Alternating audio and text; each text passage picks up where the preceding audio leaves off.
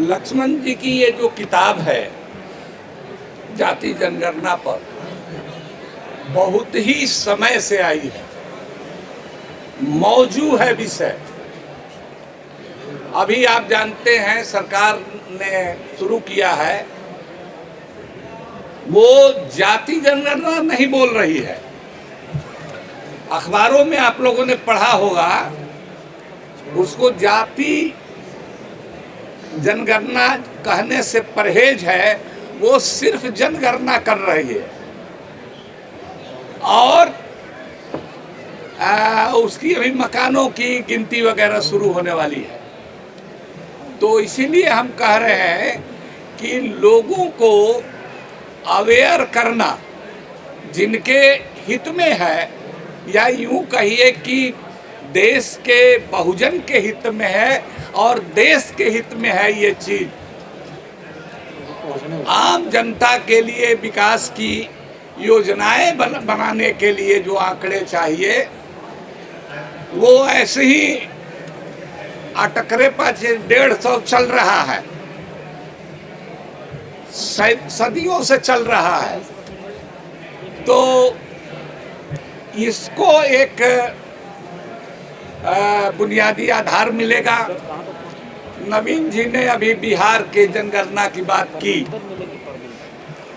मैं बताना चाहता हूं कि हम लोग जो जनगणना की, जो हम लोगों की परिकल्पना है, हम लोगों की जो मांग है, वो सिर्फ जातियों की गिनती की नहीं है।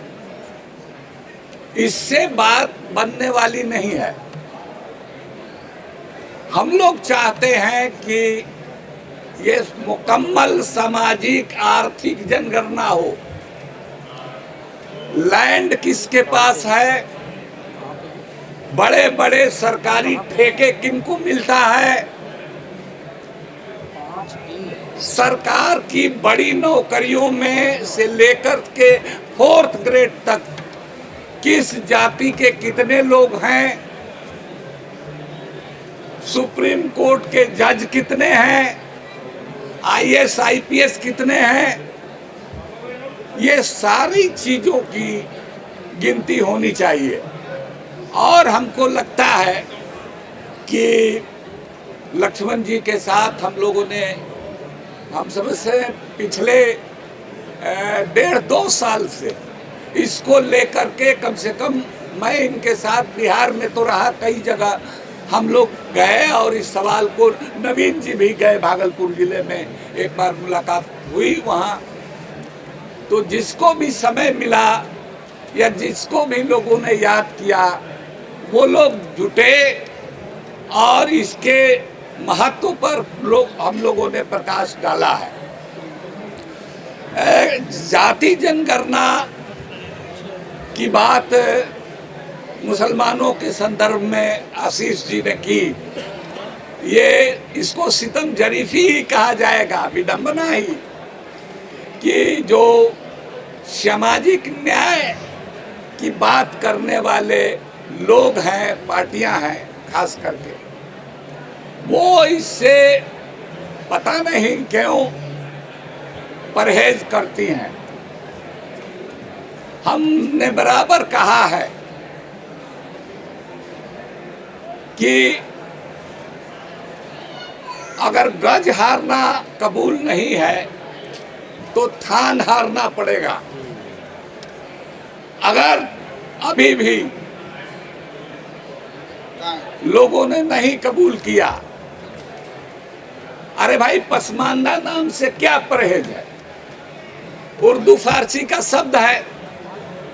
हिंदू हो, मुस्लिम हो, सिख हो, ईसाई हो, जो भी पिछड़ा है, दलित है, जिसकी हकमारी हुई है, उसको अगर हम अपनी जुबान उर्दू फारसी में बात करेंगे तो उसको पसमानदा कहेंगे।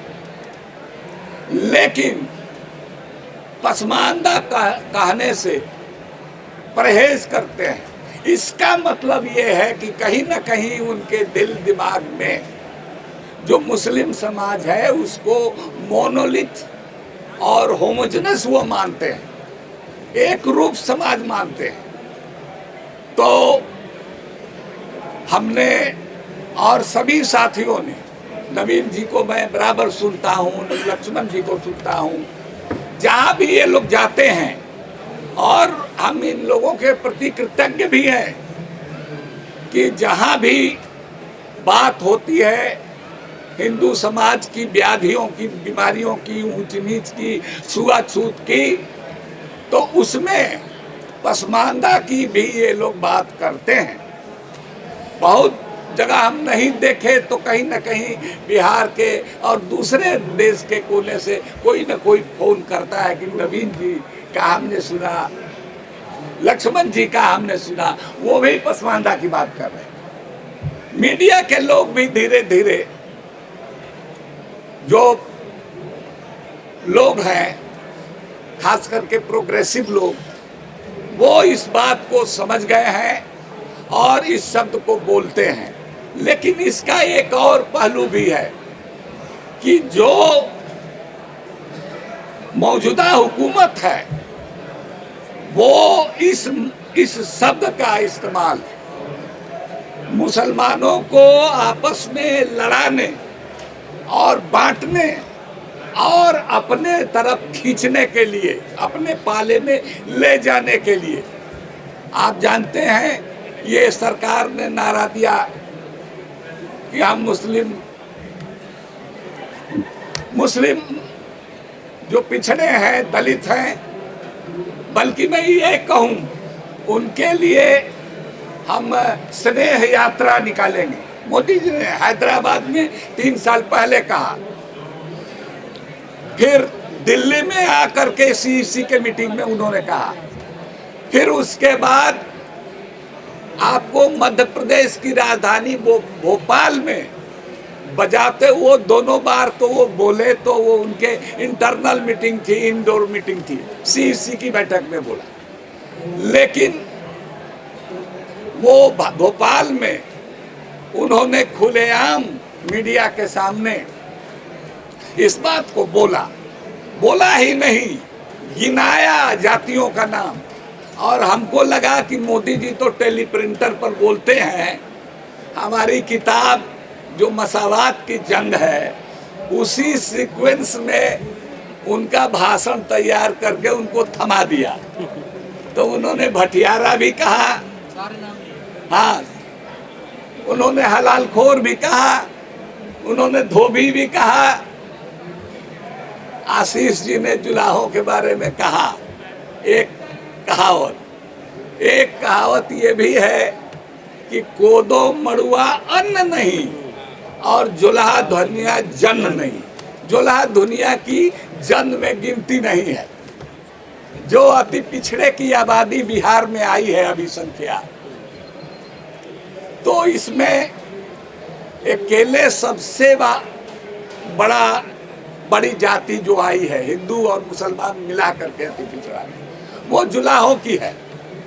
46 लाख उनकी आबादी है। सामाजिक न्याय की जो बात करती रही है आज से नहीं, सैकड़ों सालों से, लोहिया की जो विरासत को लेकर के आगे चलती हैं, उन लोगों को भी मुसलमानों में पसमानदा तबकों को रिकॉग्नाइज करना चाहिए। आंख मूंदने से कोई फायदा नहीं, किसी एक पार्ट की बात नहीं। मैं आपको बताऊं कि 18 दिसंबर 2009 को इसी को कहकर खत्म करेंगे। ये बोलेंगे क्योंकि लक्ष्मण जी का है, हम लोग 10 मिनट ही बोलेंगे, मैंने पूरा समय। कोई दिक्कत। तो हमने 11 में जनगणना होने वाली थी, तो 2009 में 18 दिसंबर को हमने राज्यसभा में जाति जनगणना कराने की मांग उठाई। लेकिन मैं अपना दुख व्यक्त करना चाहता हूं कि एक भी पार्लियामेंट के, राज्यसभा के अंदर मेंबर ने, पिछड़े वर्ग के लोग भी थे, अति पिछड़े भी थे, एक आदमी ने भी हमारी मांग का समर्थन नहीं किया, हैंडशेक नहीं किया। तो कुछ लड़के राजनारायण वगैरह हमसे मिलते थे, और भी कुछ लड़के, मैं जा करके शरद यादव जी से कहा कि एक मुसलमान होकर के ये सवाल उठा रहा और आप लोग क्यों नहीं इसमें कूदते हैं, बड़े नेता हैं, आप जब उठाइएगा तो वो एक समन्वित ढंग से उठाइएगा तो वो देश की आवाज बनेगी। उस समय माननीय मुलायम सिंह यादव जी भी लोकसभा के सदस्य थे, माननीय शरद यादव जी भी थे, माननीय लालू प्रसाद यादव जी भी थे। इन तीनों लोगों ने मिल करके उठाया और तब कांग्रेस के अंदर से भी जो पिछड़े वर्ग के लोग थे उन लोगों ने उनका समर्थन किया। यहाँ तक कि बीजेपी के महाराष्ट्र के नेता गोपीनाथ मुंडे थे, उन्होंने भी समर्थन किया। यूपीए 2 की सरकार थी, उसने मान लिया, लेकिन उसमें हो गया फिर भीतरघात हो गया और उसका कोई आंकड़ा नहीं आया। ठीक उसी तरह से हम लोग आमतौर पर जानते हैं कि 31 में जनगणना हुई थी, 1931 में लास्ट नहीं, 1941 में भी एक जनगणना हुई थी, लेकिन सेकेंड वर्ल्ड वार छिड़ गया, इसीलिए उसके आंकड़े नहीं आ सके। यहाँ कौन सेकेंड वर्ल्ड वार छिड़ा भाई?